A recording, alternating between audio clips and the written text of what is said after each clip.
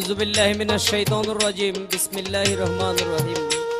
আমি সর্বপ্রথম মহান আল্লাহর উপর শুকরিয়া আদায় করে তার প্যারা হাবিব হযরত মুহাম্মদ সাল্লাল্লাহু আলাইহি সাল্লামের পাক রওজায় ভক্তি চুম্বন রেখে এই পৃথিবীর সকল নবী ওলি গাউস কুতুবদের প্রতি শ্রদ্ধা নিবেদন করে আজকে আপনাদের সম্মুখে উপস্থিত হয়েছি একটি ভিসিটি ক্যাসেট উপহার দেওয়ার জন্য।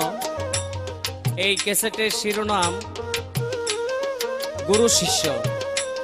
আমি বারেক বৈদেশী শিষ্যের ভূমিকায় প্রশ্ন আলোচনা গান করব। আজকে যিনি গুরুর ভূমিকায় আলোচনা রাখবেন, গান রাখবেন, বাংলাদেশের সুনামধন্য বাউল শিল্পী, শুধু বাংলাদেশে নয় দেশের বাহিরেও যার সুনাম ছড়িয়ে আছে, বাবু সুনীল কর্মকার। উনি আজকে গুরুর ভূমিকায় গান বা আলোচনা রাখবে।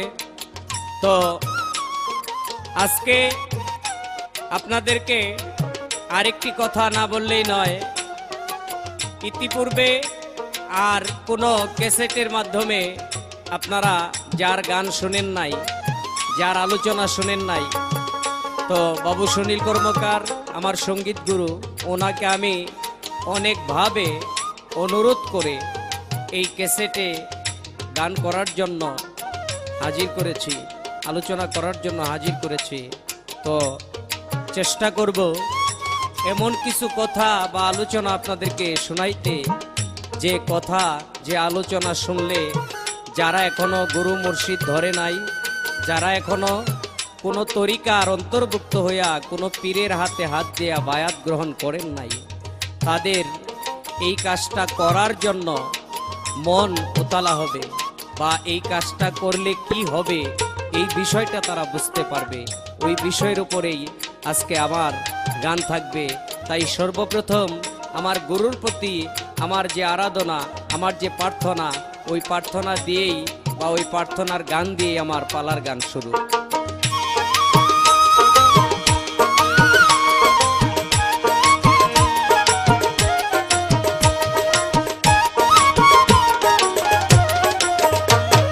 দয়াল চাঁদা শিয়ায় আমায়, দয়াল চাঁদা শিয়ায় আমায় পার করে নিবে, এমন সৌভাগ্য আমার কোন দিন হবে, এমন সৌভাগ্য আমার কোন দিন হবে। দয়াল চাঁদা শিয়ায় আমায়, দয়াল চাঁদা শিয়ায় আমায় পার করে নিবে, এমন সৌভাগ্য আমার কোন দিন হবে, এমন সৌভাগ্য আমার কোন দিন হবে।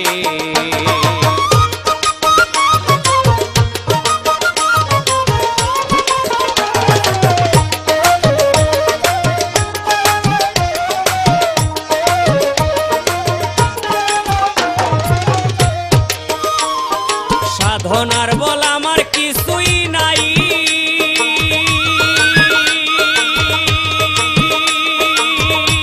আমি কেমনে ওই পারে যাই, সাধনার বল আমার কিছু নাই,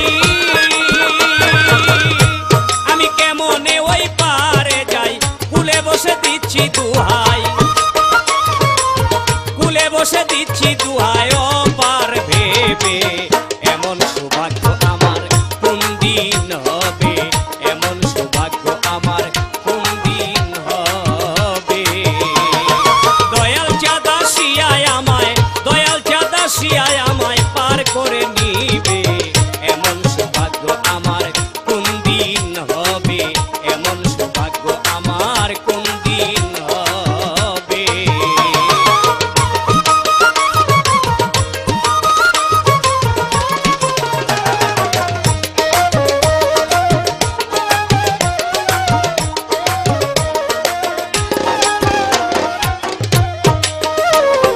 পতিত পাবন নামটি গোতার, শুনে বল হই গো আমার পতিত পাবন নামটি গোতার, শুনে বল হই গো আমার, আবার ভাবি এই পাপির ভার, আবার ভাবি এই পাপির ভার সে কি নিবে, এমন সৌভাগ্য আমার কোন দিন হবে, এমন সৌভাগ্য আমার কোন দিন হবে। দয়াল চাঁদা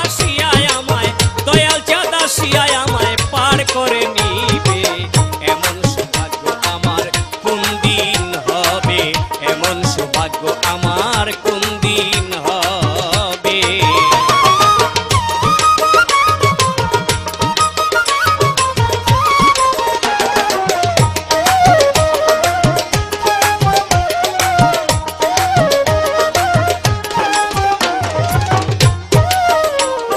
আমার সর্বপ্রথম আমার গুরুর কাছে, আমার দয়ালের কাছে সর্বপ্রথম আমার জানার জন্য জিজ্ঞাসা থাকবে, হে দয়াল, হে গুরু,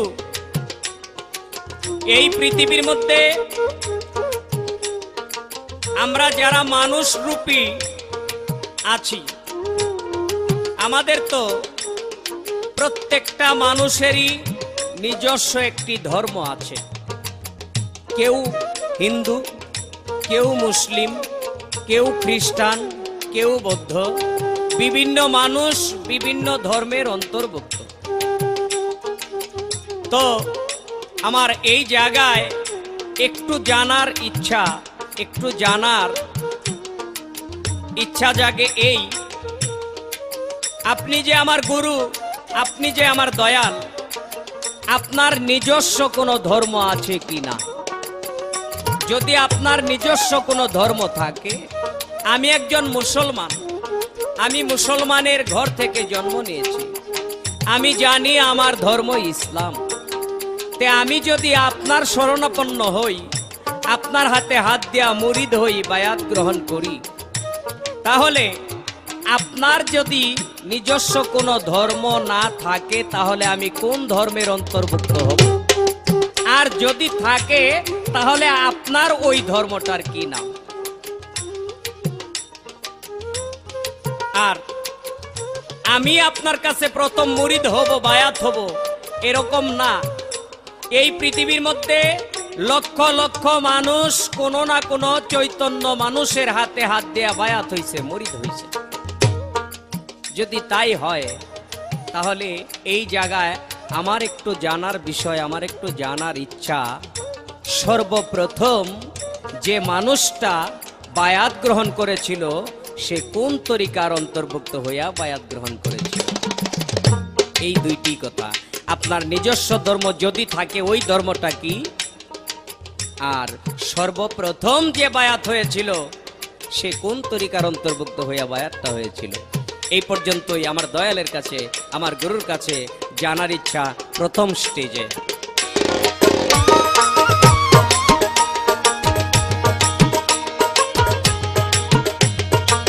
গুরুপদে ভক্তি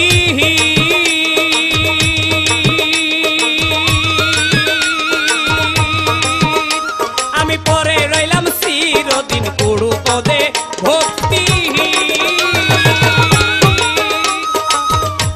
আমি পরে রইলাম চিরদিন। লালনে কয় কি করিতে, লালনে কয় কি করিতে আইলাম এই ভবে, এমন সৌভাগ্য আমার কোন দিন হবে? এমন সৌভাগ্য আমার কোন দিন হবে? দয়াল চাঁদা শিয়ায় আমায়, দয়াল চাঁদা শিয়ায় আমায় পার করে নিবে, এমন সৌভাগ্য আমার কোন দিন হবে?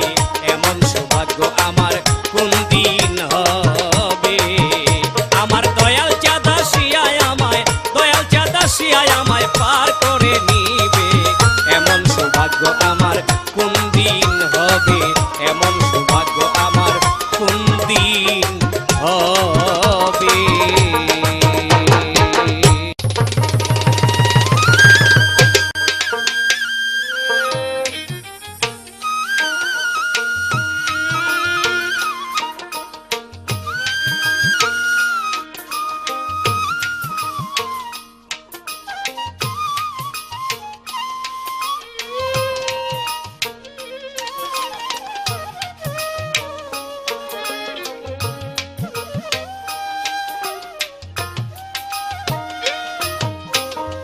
প্রথমেই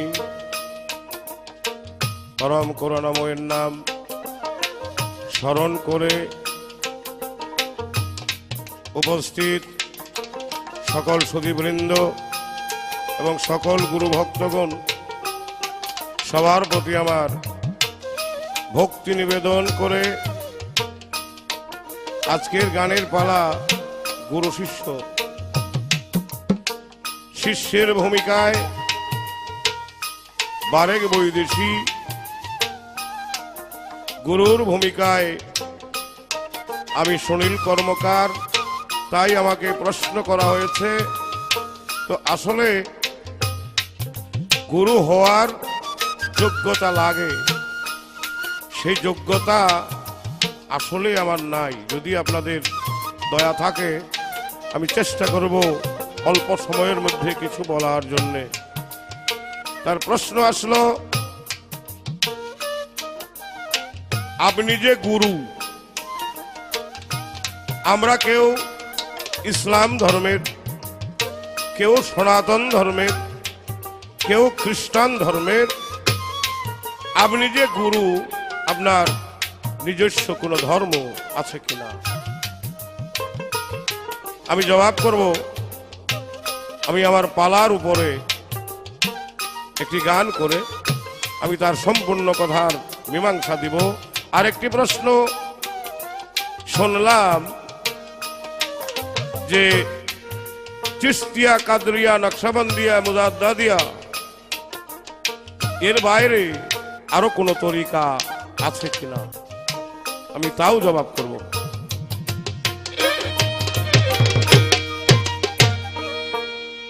তুমি সোজা রাস্তা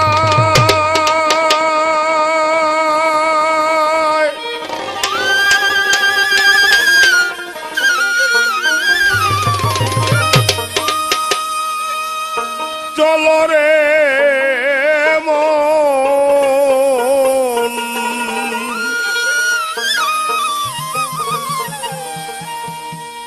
ভবের বোঝা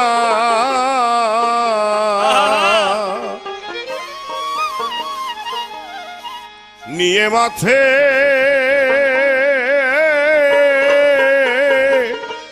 যেও নামন কুপথে।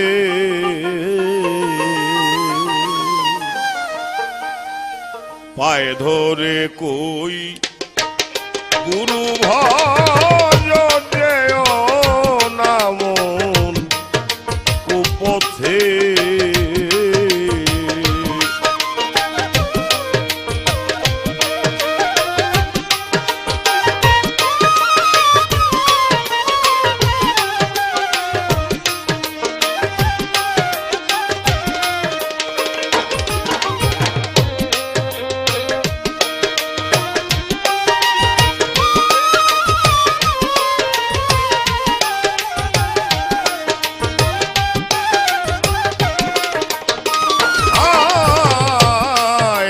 পথে বাড়ায় পাও,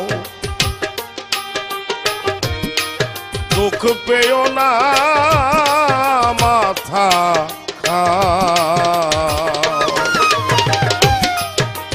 পথে বাড়ায় পাও, দুঃখ পেও না মাথা।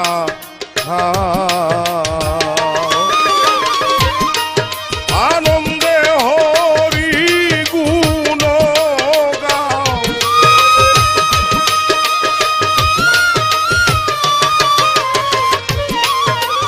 আনন্দে হরি গুণ গাও। কেউ যাবে না কারো সাথে, যেও নামন কুপথে।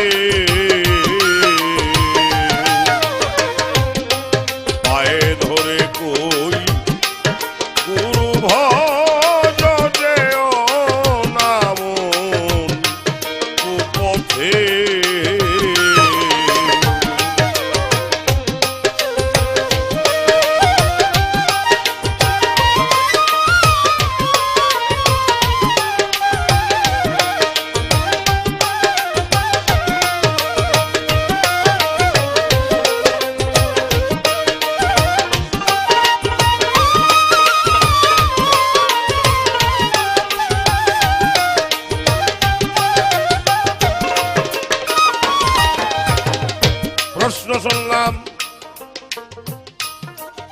আপনি যে গুরু, কেউ হিন্দু, কেউ মুসলমান, কেউ বৌদ্ধ, কেউ খ্রিস্টান, আপনি যে গুরু, আপনার ধর্ম কি? তার আগে একটি বিষয় বলা দরকার। যিনি গুরু, গুরুর ধর্ম যা,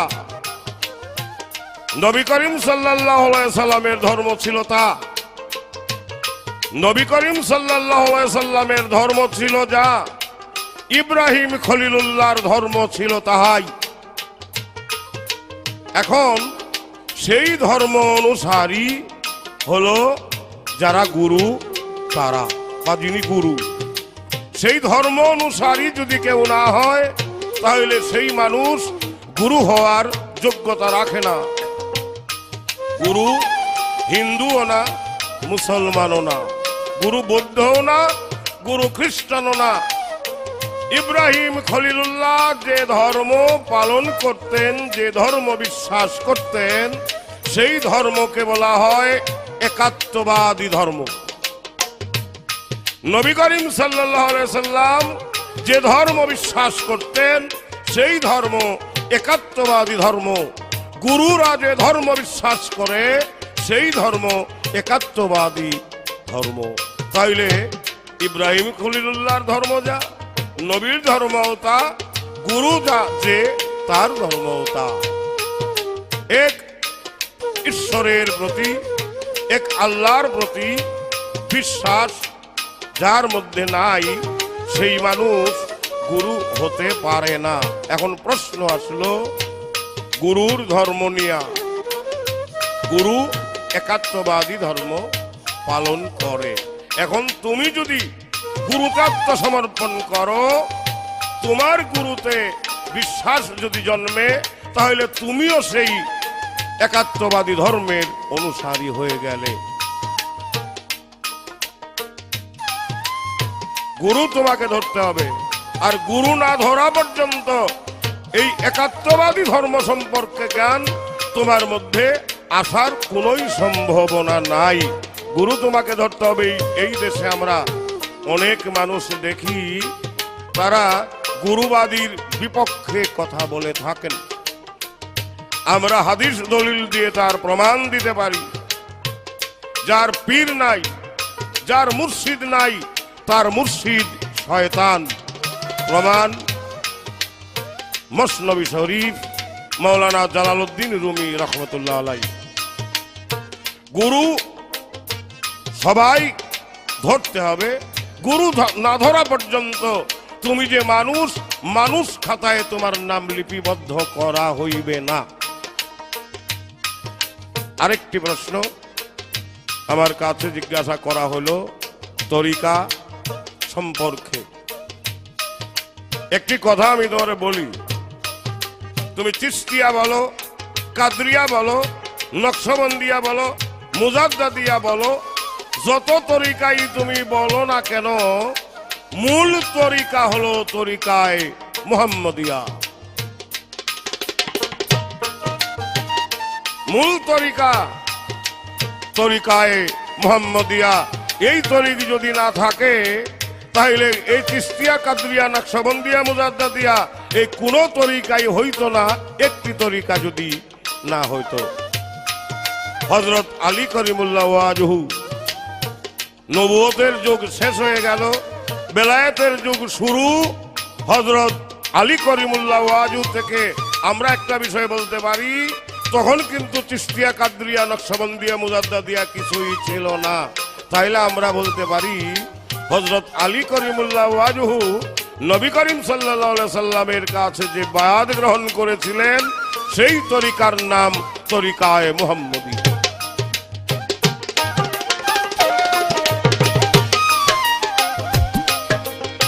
সংক্ষেপে এই পর্যন্তই দুইটি প্রশ্নের জবাব করা হলো। শিষ্যের কাছে কোনো প্রশ্ন করার নিয়ম নাই, এটা চলে না। শিষ্যকে প্রশ্ন করা যায় না। তারপরেও একটা স্কুলে ভর্তি হলে মাস্টার তো তার বাড়ি সম্পর্কে জিজ্ঞাসা করা, মায়ের নাম বাবার নাম জিজ্ঞাসা করা এটা মাস্টারের কোনো অপরাধ না। আমি তাও জিজ্ঞাসা করব না। আমি ছোট্ট করে একটি বিষয় জানতে চাই, তুমি আমাকে যে গুরুতে স্বীকার করে নিলা, আমি যে তোমার গুরু, স্কুলে ভর্তি হইলে তো একটা ভর্তি ফি দিতে হয়। তুমি আমার কাছে আইসা শিষ্যত্ব গ্রহণ করতে চাইলা বা শিষ্য হইলা, তুমি ভর্তি ফি আমারে কি দিলা, এটা আমার একটু জানা দরকার।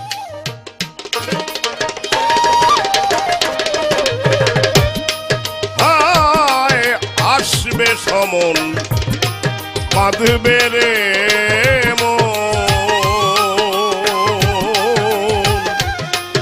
শুনবে না কারো বিনয় বারো। আসবে সমন বাঁধবে রে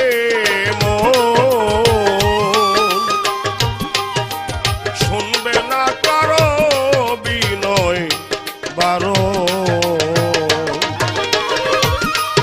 বসে থাকো কয় মন মন,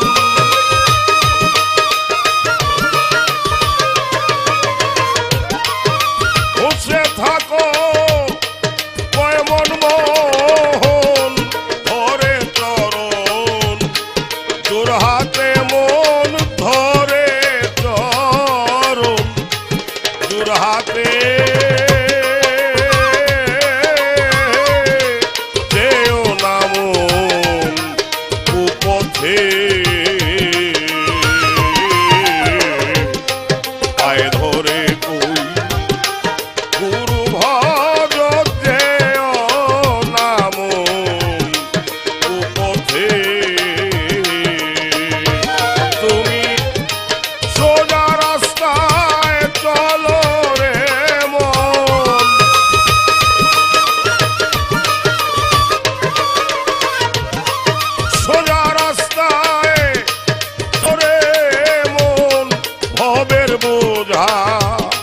নিয়ে মাথে যেও না মন কুপথে, পায়ে ধরে কই গুরু ভজ, যেও না মন কুপথে, পায়ে ধরে কই গুরু ভজ,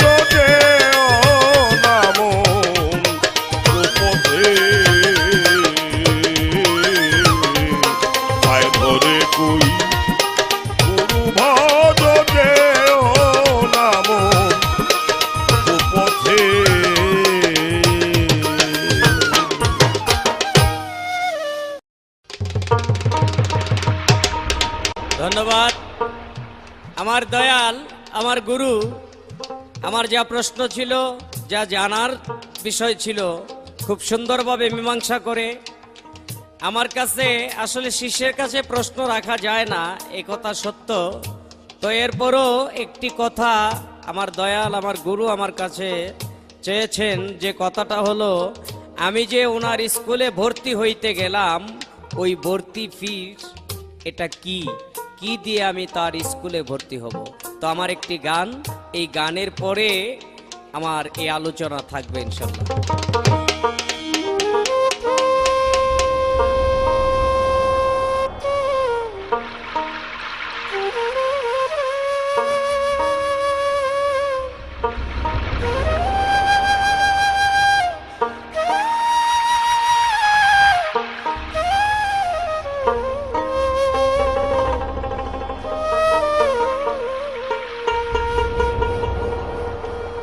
আমি অসময়ে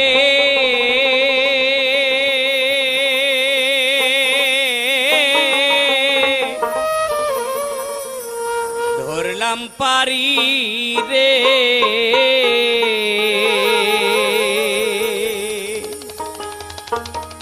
ও কুল সাগরে রে, আমার ঢেউ দেখিয়া পরাণ কাঁপে ডরে, আমার ঢেউ দেখিয়া পরাণ কাঁপে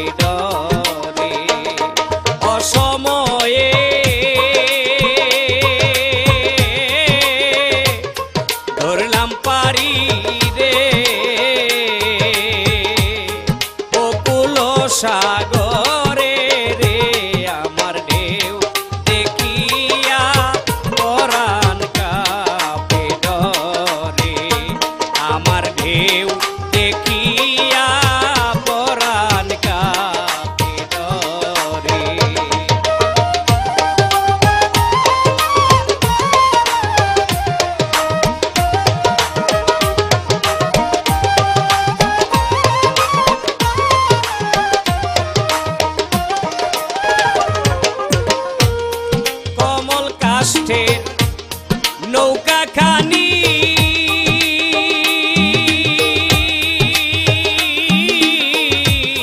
পাঞ্চুয়ায়া উঠে পানি রে আমার কমল কাষ্ঠে নৌকা খানি পাঞ্চুয়ায়া উঠে পানি রে আমার জনম গেল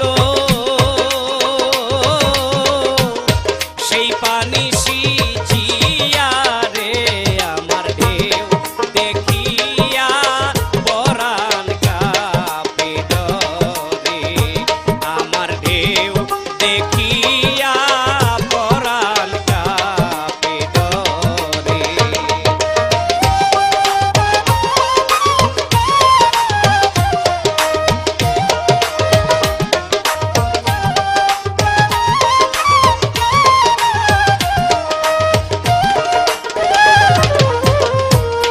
ভাঙা মস্তুল ছেড়া বাদাম কেমন করে পারি দিতাম রে আমার ভাঙা মস্তুল ছেড়া বাদাম কেমন করে পারি দিতাম রে আমার হৃদয় কাঁপে তুফান দেখিয়া রে আমার ঢেউ দেখিয়া পরাণ কাঁপে ডরে আমার ঢেউ দেখিয়া পরাণ কাঁপে ডরে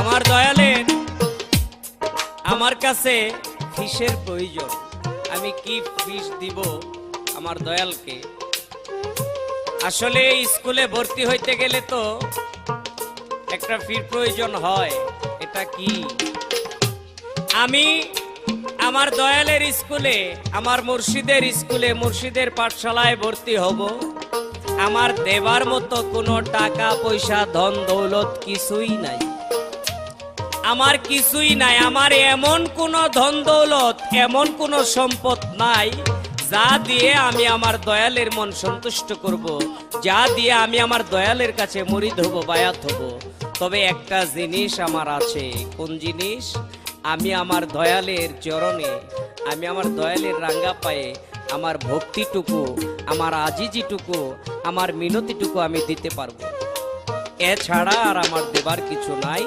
যদি আমার দয়াল আমার প্রতি সদয় হয় তাহলে আমার এইটুকু নিয়েই সদয় হবে এর চেয়ে বেশি আর আমার দেবার মতো কিছু নাই কারণ যে দয়াল দয়াল তো সকল ধনের ভান্ডার সকল ধনে ভরপুর দয়াল আমার আগে যা জানার ছিল খুব সুন্দরভাবে মীমাংসা আমি পেলাম এবার আমার দয়ালের কাছে আরেকটি কথা আমার জানার ইচ্ছা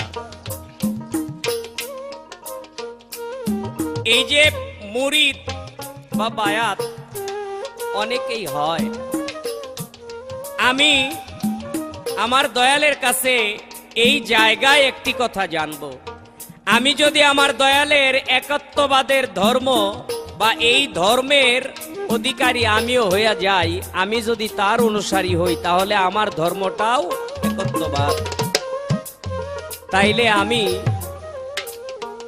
নামাজ রোজা হজ জাকাত কালেমা যেমন শরীয়তের পন্থী যারা তারা করে কি সেহেরি খায় ফজরের আজানের একটু আগে খেয়ে সারা দিন কোনো কিছু পান করে না আবার সন্ধ্যায় মাগরিবের আজান দেওয়ার লগে লগে বা আজান দেওয়ার সঙ্গে সঙ্গে ইফতার করে তাহলে তাদের রোজা হয় আবার 24 ঘন্টায় 5 ওয়াক্ত আজান দেওয়া হয় 5 ওয়াক্ত আজানের টাইমে তারা নামাজ আদায় করে, এভাবে নামাজ পড়ে। কুরবানির সময় হইলে বাজার থেকে পশু কিনে এনে কুরবানি দেয়। তো আমি আমার দয়ালের কাছে একটু জানতে যাব যে আমি আপনার হাতে হাত দেয়া মুরিদ হইলাম, বায়াত হইলাম, আমি ওই পশু কুরবানি দেব না। আমি ওই পশু কিনে এনে কুরবানি দেব না। আমি ওই যে ফজরের আগে খেয়ে আবার সন্ধ্যা পর্যন্ত অনাহার থাকবো না, এই রোজাও আমি রাখবো না। আজান দিলেই যে সকল কর্ম রাইখে আমার দৌড়াইয়া যাইতে হবে নামাজের জন্য, ওই মসজিদেও আমি যাব না। আমি শরীয়তের নামাজও পড়বো না, আমি শরীয়তের রোজাও রাখবো না, শরীয়তের কুরবানিও দেব না, শরীয়তের হজও করব না। দয়াল আপনি একটু বলবেন, আমি শরীয়তের হজ করব না। ওই শরীয়তের হজ 2 থেকে 2.5 লক্ষ টাকা খরচ করে যারা বাংলাদেশের মানুষ তারা সৌদিতে যায়, কাবাগর তফ করে, বাইতুল হেরেম তফ করে, তফ করে হজ আদায় করে। তে দয়াল আমার 2.5 লক্ষ টাকাও নাই, আমি ওই জায়গায় গিয়ে হজও করব না। এরপরও আমার হজটা কিভাবে হবে? আমি ওই নিয়মের রোজা রাখবো না, নিয়মের রোজা না রাখলেও আমার রোজা কিভাবে আমি করব? আমি নামাজ পড়বো না, ওয়াক্তের নামাজ আমি পড়বো না, এরপরেও যেন আমার নামাজ হয়। আর কুরবানি আমি পশু কিনে এনে দেব না, তাইলে আমার কুরবানিটা আমি কিভাবে দেব? আমার দয়াল আমাকে একটু বলে দিবেন যে এই কাজগুলি আমি শরীয়তের আইনে করব না, আমি আপনার আইনে করতে চাই। আপনার আইনে এই কাজগুলি কিভাবে করণীয়? এই পর্যন্তই আমার দয়ালের কাছে আমার চাওয়া।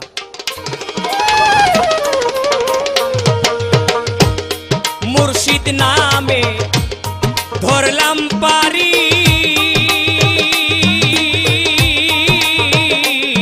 গাহি কেবল নামের সারি রে।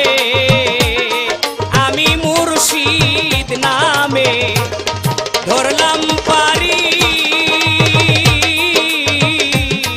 গাহি কেবল নামের সারি রে। পারে আশায় কাঁদি বৈদেশি বারে কে রে। আমার ঢেউ দেখিয়া পরাণ কাঁপে গরে, আমার ঢেউ দেখিয়া পরাণ কাঁপে গরে। অসময়ে ধরলাম পারি রে, অকুল সাগরে রে। আমার ঢেউ দেখিয়া পরাণ কাঁপে গরে, আমার ঢেউ দেখিয়া পরাণ কাঁপে গরে, আমার ঢেউ দেখিয়া পরাণ কাঁপে গরে।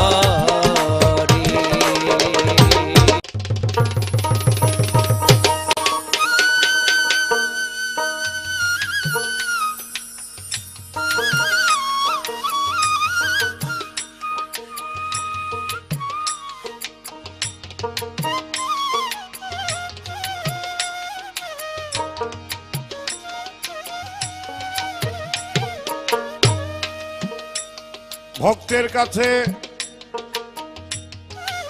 আমার যা চাওয়া ছিল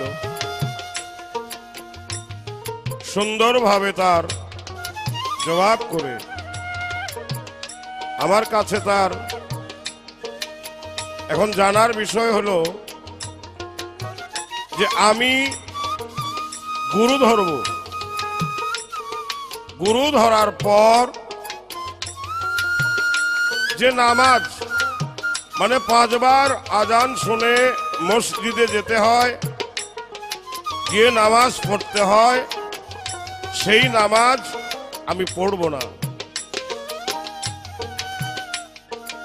সেহরি খেয়ে সন্ধ্যা ইফতার করে 30টি রোজা রাখতে হয়, সেই রোজা আমি রাখব না। কোনো পশু আমি কোরবানি দিব না। তারপরেও আমার এই 5টি কর্ম কিভাবে হাসিল হবে, গুরুর কাছে তার চাওয়া এইটুকু। তা আমি একটি গান করে তারে বোঝাবো। আগে গুরু কি বস্তু, গুরু কে, সেইটা বুঝতে হবে। সেইটা যদি বোঝা না যায়, যতই বক্তৃতা দেয়া যায় কোনো লাভ হবে না। আগে গুরুকে চিনতে হবে, গুরুকে দেখতে হবে, তারপরে মানতে হবে। তার মধ্যে সাধক কি বলেছে আমি আমার শিষ্যের কাছে একটি গান দিয়ে তার প্রমাণ করব। তাওয়াজ্জু হাসিল করে পীরের চরণ ধরে, ধেনে দিদারে মজলে না রে মন, ধেনে দিদারে মজলে না রে মন। তাওয়াজ্জু হাসিল করে পীরের চরণ ধরে, ধেনে দিদারে মজলে না রে মন, ধেনে দিদারে মজলে না রে মন।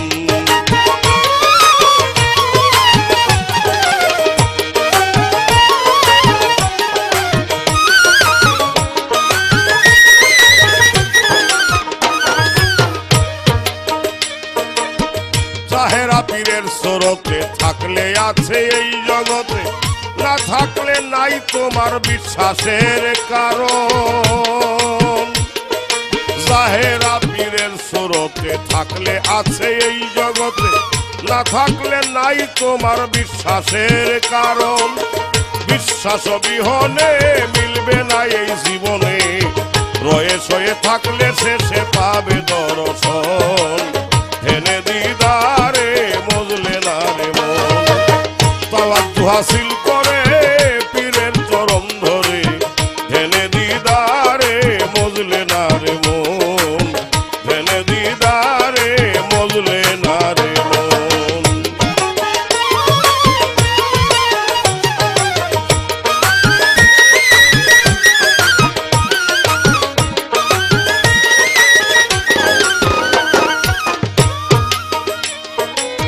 সুরতে চাহিলে এস্তেতে মজিলে, সেই সুরত বদলে হবে নবীর গঠন।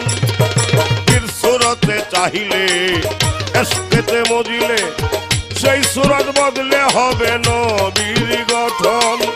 সেই নবীর নূরে সর্ব অঙ্গ জুড়ে হইয়া যাবে তোমার দেলেতে রোশন। ধেনে দিদারে মজলে না রে মন। তাওয়াজ্জু হাসিল করে পীরের চরণ ধরে, ধেনে দিদারে মজলে না রে মন, ধেনে দিদারে মজলে না রে মন।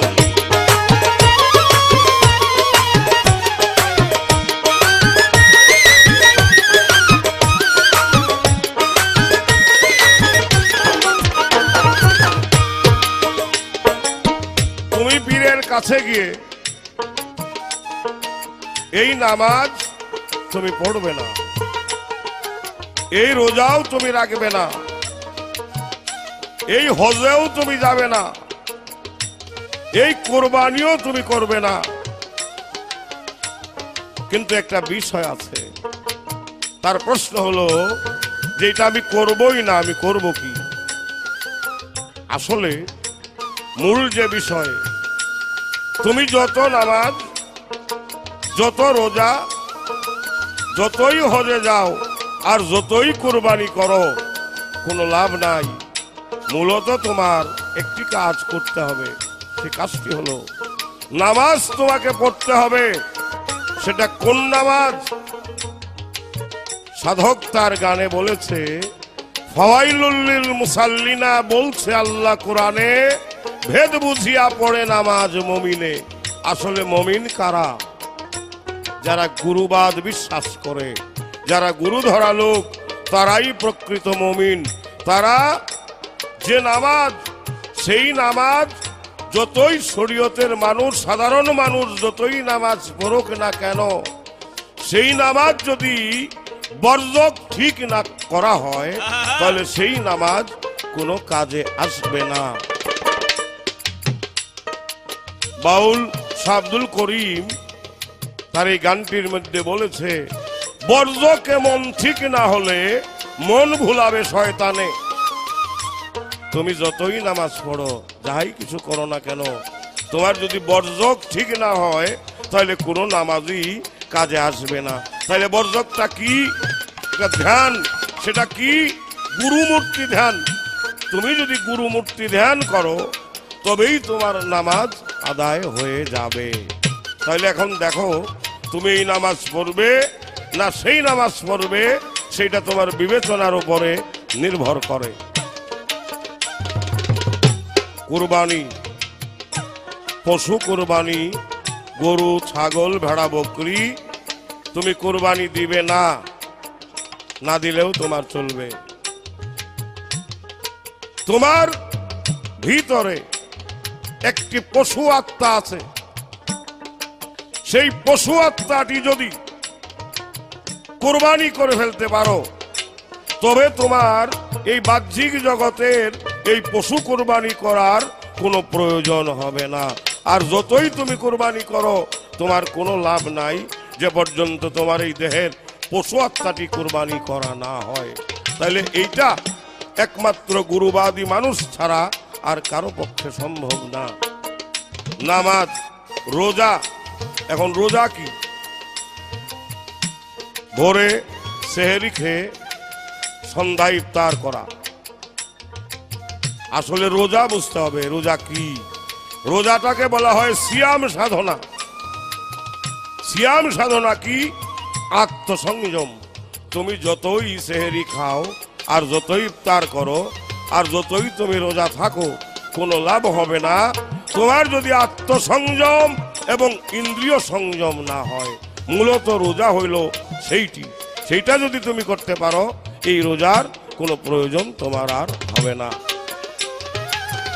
হজে যাওয়া, তোমার হজে যাওয়া, যদি তুমি গুরুবাদী হও তোমার হজে যাওয়ার কোনো প্রয়োজন নাই। তুমি যদি গুরুর কাছে যাও বৎসরে একবার বা বৎসরে দুইবার, যদি গুরুমূর্তি গুরুর বাড়িতে গিয়ে দর্শন করো তোমার হজ সেইখানে হয়ে যাবে।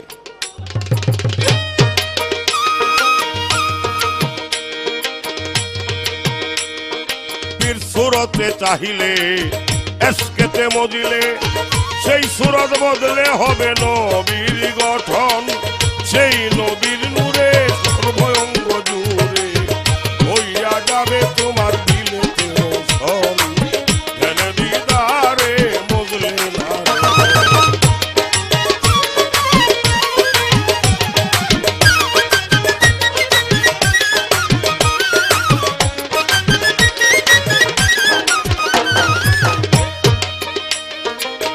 যদি সেই নূর মিলে তালা কুঞ্জি যায় খুলে ফানা ফিল্লার হালে ভুলিবে আপন। যদি সেই নূর মিলে তালা কুঞ্জি যায় খুলে ফানা ফিল্লার হালে ভুলিবে আপন। জালালউদ্দিন বলে নিজে নেস্তি হইলে আপনার সুরতে শেষে দেখবে নিরঞ্জন। জেনে দিদারে মজলে না রে মন হাসিল করে পীরের চরণ ধরে। জেনে দিদারে মজলে না রে মন, জেনে দিদারে মজলে না রে মন, জেনে দিদারে মজলে না রে মন, জেনে দিদারে মজলে না রে মন।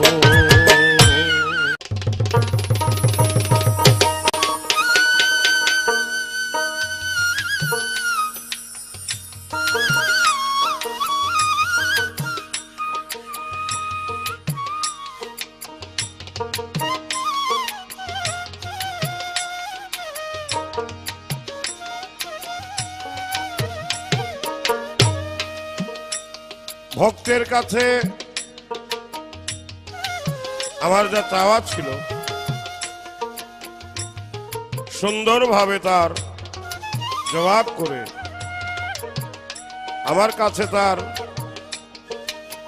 এখন জানার বিষয় হলো যে আমি গুরু ধরব, গুরু ধরার পর যে নামাজ মানে 5 বার আজান শুনে মসজিদে যেতে হয় যে নামাজ পড়তে হয় সেই নামাজ আমি পড়ব না। সেহরি খেয়ে সন্ধ্যা ইফতার করে 30টি রোজা রাখতে হয়, সেই রোজা আমি রাখব না। কোনো পশু আমি কোরবানি দিব না। তারপরেও আমার এই 5টি কর্ম কিভাবে হাসিল হবে, গুরুর কাছে তার চাওয়া এইটুকু। তা আমি একটি গান করে তারে বোঝাবো। আগে গুরু কি বস্তু, গুরু কে, সেইটা বুঝতে হবে। সেইটা যদি বোঝা না যায়, যতই বক্তৃতা দেয়া যায় কোনো লাভ হবে না। আগে গুরুকে চিনতে হবে, গুরুকে দেখতে হবে, তারপরে মানতে হবে। তার মধ্যে সাধক কি বলেছে আমি আমার শিষ্যের কাছে একটি গান দিয়ে তার প্রমাণ করব। তাওয়াজ্জু হাসিল করে পীরের চরণ ধরে, ধেনে দিদারে মজলে না রে মন, ধেনে দিদারে মজলে না রে মন। তাওয়াজ্জু হাসিল করে পীরের চরণ ধরে, ধেনে দিদারে মজলে না রে মন, ধেনে দিদারে মজলে না রে মন।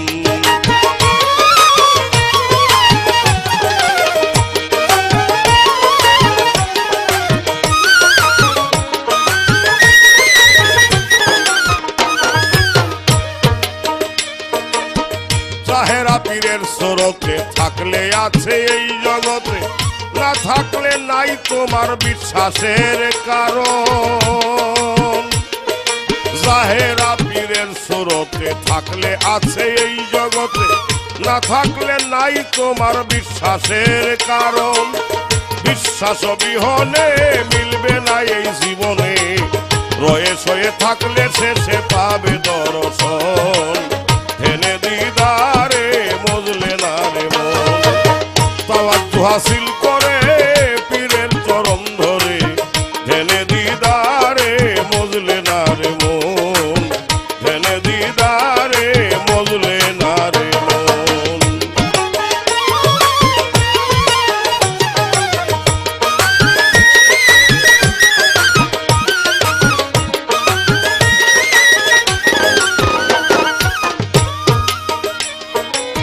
সুরতে চাহিলে এস্তেতে মজিলে, সেই সুরত বদলে হবে নবীর গঠন।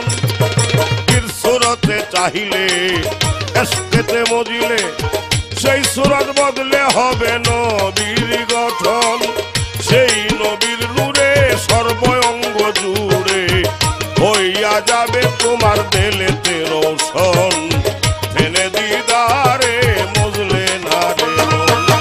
তাওয়াজ্জু হাসিল করে পীরের চরণ ধরে, ধেনে দিদারে মজলে না রে মন, ধেনে দিদারে মজলে না রে মন।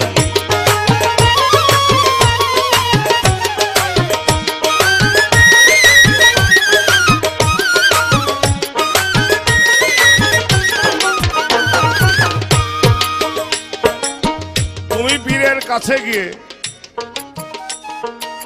এই নামাজ তুমি পড়বে না, এই রোজাও তুমি রাখবে না, এই হজেও তুমি যাবে না, এই কোরবানিও তুমি করবে না। কিন্তু একটা বিষয় আছে, তার প্রশ্ন হলো যে এটা আমি করবই না, আমি করব কি? আসলে মূল যে বিষয়, তুমি যত নামাজ, যত রোজা, যতই হজে যাও আর যতই কুরবানি করো, কোনো লাভ নাই। মূলত তোমার একটি কাজ করতে হবে, সে কাজটি হলো নামাজ তোমাকে পড়তে হবে। সেটা কোন নামাজ? সাধক তার গানে বলেছে, ফাওয়াইলুল লিল মুসাল্লিনা, বলছে আল্লাহ কোরআনে, ভেদ বুঝিয়া পড়ে নামাজ মুমিনে। আসলে মুমিন কারা? যারা গুরুবাদ বিশ্বাস করে, যারা গুরু ধরা লোক, তারাই প্রকৃত মুমিন। তারা যে নামাজ, সেই নামাজ যতই শরীয়তের মানুষ, সাধারণ মানুষ যতই নামাজ পড়ুক না কেন, সেই নামাজ যদি বর্জক ঠিক না করা হয় তাহলে সেই নামাজ কোনো কাজে আসবে না। বাউল শাহ আব্দুল করিম তার এই গানটির মধ্যে বলেছে, বর্জকে মন ঠিক না হলে মন ভুলাবে শয়তানে। তুমি যতই নামাজ পড়ো, যাই কিছু করো না কেন, তোমার যদি বর্জক ঠিক না হয় তাহলে কোনো নামাজই কাজে আসবে না। তাহলে বর্জকটা কি? এটা ধ্যান। সেটা কি? গুরুমূর্তি ধ্যান। তুমি যদি গুরুমূর্তি ধ্যান করো তবেই তোমার নামাজ আদায় হয়ে যাবে। তাহলে এখন দেখো, তুমি এই নামাজ পড়বে না সেই নামাজ পড়বে, সেটা তোমার বিবেচনার উপরে নির্ভর করে। কুরবানি, পশু কুরবানি, গরু, ছাগল, ভেড়া, বকরি তুমি কুরবানি দিবে না, না দিলেও তোমার চলবে। তোমার ভিতরে একটি পশু আত্মা আছে, সেই পশু আত্মাটি যদি কুরবানি করে ফেলতে পারো তবে তোমার এই বাহ্যিক জগতের এই পশু কুরবানি করার কোনো প্রয়োজন হবে না। আর যতই তুমি কুরবানি করো তোমার কোনো লাভ নাই যে পর্যন্ত তোমার এই দেহের পশু আত্মাটি কুরবানি করা না হয়। তাহলে এইটা একমাত্র গুরুবাদী মানুষ ছাড়া আর কারো পক্ষে সম্ভব না। নামাজ, রোজা। এখন রোজা কি? ভোরে সেহরি খেয়ে সন্ধ্যায় ইফতার করা। আসলে রোজা বুঝতে হবে রোজা কি। রোজাটাকে বলা হয় সিয়াম সাধনা। সিয়াম সাধনা কি? আত্মসংযম।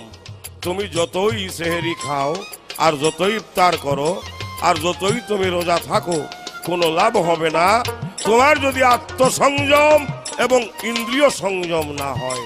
মূলত রোজা হইল সেইটা যদি তুমি করতে পারো এই রোজার কোনো প্রয়োজন তোমার আর হবে না। হজে যাওয়া, তোমার হজে যাওয়া, যদি তুমি গুরুবাদী হও তোমার হজে যাওয়ার কোনো প্রয়োজন নাই। তুমি যদি গুরুর কাছে যাও বৎসরে একবার বা বৎসরে দুইবার, যদি গুরুমূর্তি গুরুর বাড়িতে গিয়ে দর্শন করো তোমার হজ সেইখানে হয়ে যাবে।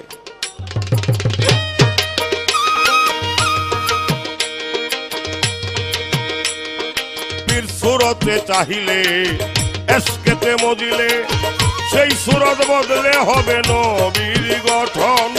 সেই নবীর নূরে সর্বঙ্গ জুড়ে হইয়া যাবে তোমার দিলে রোশন। ধ্যানে দিদারে মজলে না।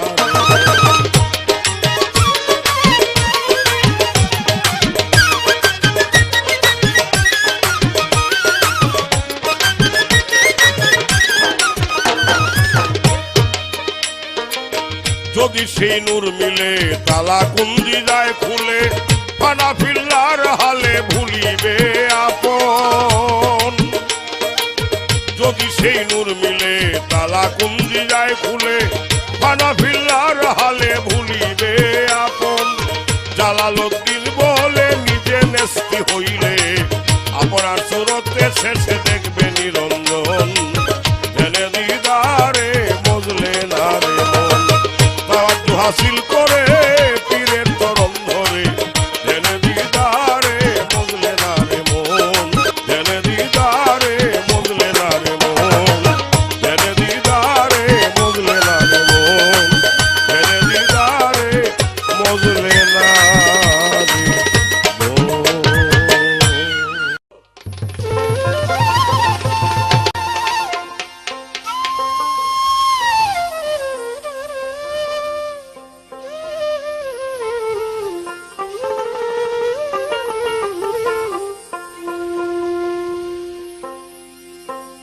তুমি স্রষ্টা কেমনে পাইবা,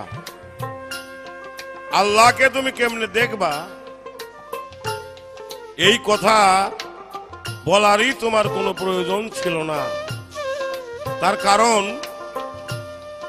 এর আগে একটি গান ছিল আমার, তাওয়াজ্জু হাসিল করে পীরের চরণ ধরে ধ্যানে দিদারে মজলে নারে মন, জাহেরা পীরের সুরতে থাকলে আছে এই জগতে, না থাকলে নাই তোমার বিশ্বাসের কারণ, বিশ্বাস বিহনে মিলবে না এই জীবনে, রয়েস হয়ে থাকলে শেষে পাবে দর্শন। পীর সুরতে চাহিলে এশকেতে মজিলে সেই সুরাত বদলে হবে নবীর গঠন, সেই নবীর নূরে সর্বঙ্গ জুড়ে হয়ে যাবে তোমার দিলেতে রৌশন। যদি সেই নূর মিলে তালা কুঞ্জি যায় খুলে, ফানাফিল্লার হালে ভুলিবে আপন, জালালউদ্দিন বলে নিজে নেস্তি হইলে আপনার সুরতে শেষে দেখবে নিরঞ্জন। এই কথা আগেই বলা ছিল, কারণ তোমার যদি মুর্শিদের রূপ দর্শন হয়ে যায় তাহলে নবীর রূপ দর্শন হয়ে যাবে। নবীর রূপ দর্শন যদি হয়ে যায় খোদা দেখার আর বাকি থাকে না। তাহলে তুমি আর খোদাকে দেখতে চাও কেন? মুর্শিদকে দেখলেই নবীকে দেখা হয়ে যায়, খোদাকেও দেখা হয়ে যায়। এই গানে আমার সমস্ত কথারই ফয়সালা ছিল, কিন্তু বুঝতে একটু সমস্যা হয়ে গেছে। শিষ্যত আরেকটি গান এখন আমি করব, তুমি আরেকটু সহজভাবে তারে পাইতে পারো। কি করলে? সাধক মনমোহন দত্তের এই গানের মধ্যে তার অনেকগুলি কথা বলা আছে, এর মীমাংসা রয়ে গেছে, একটু লক্ষ্য করলেই তা বোঝা যাবে।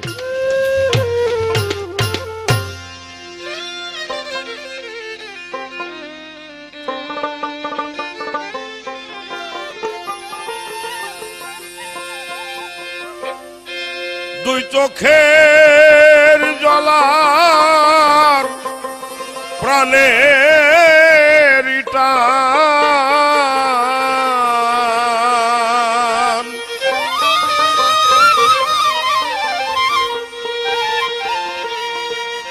কাবিনে কি মন্ত্র রে আছে,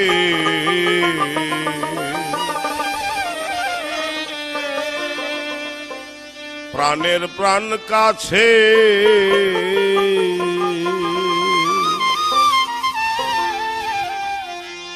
তারে আখি নিরে টেনে আনো, প্রাণের প্রাণ কাছে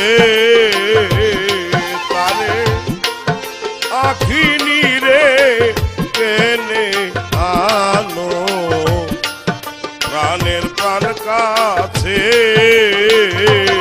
তারে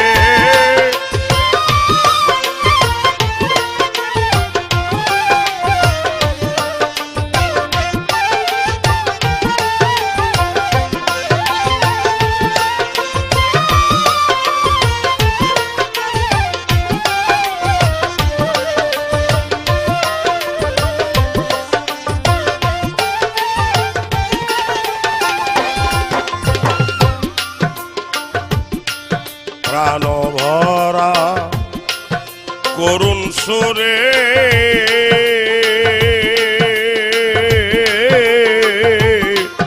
প্রেম ভাবে ডাকলে তারে রে, প্রাণ ভরা করুণ সুরে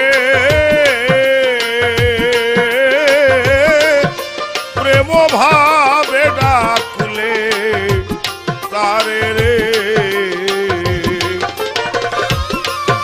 অমনি আসে এসে এসে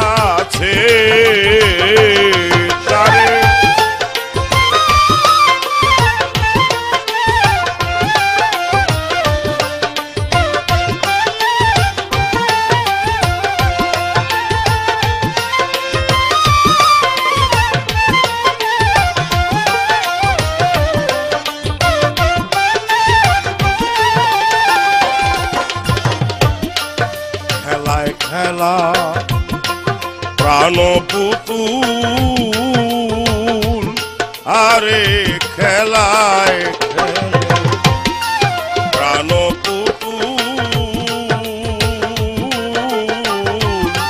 দোলদোলা দোলদোলে দোদোল রে খেলায় খেলে প্রাণ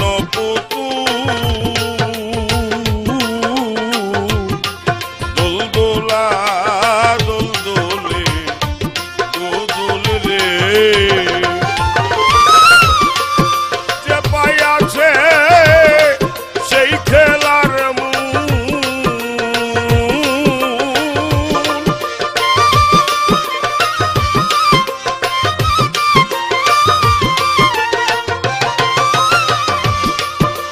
যে পাইয়াছে সেই খেলার মূল সে মায়ের কোল ছাড়িয়া দিছে প্রাণের প্রাণ কাছে পারে আখি নিরে টেনে আনো প্রাণের প্রাণ কাছে পারে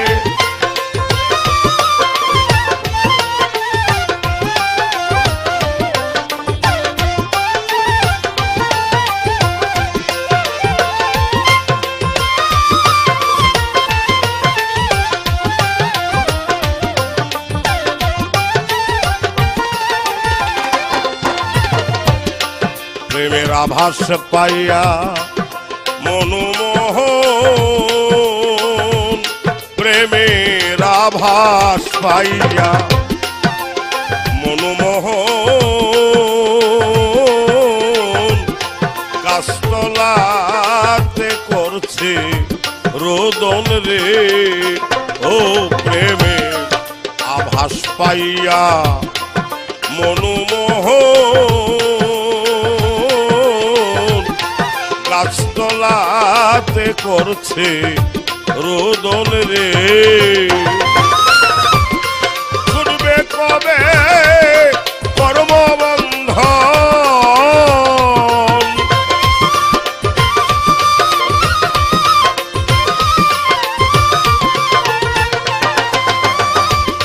ছুটবে কবে কর্মবন্ধন জন্ম মরণ যাবে ঘুছে প্রাণের প্রাণ কাছে তারে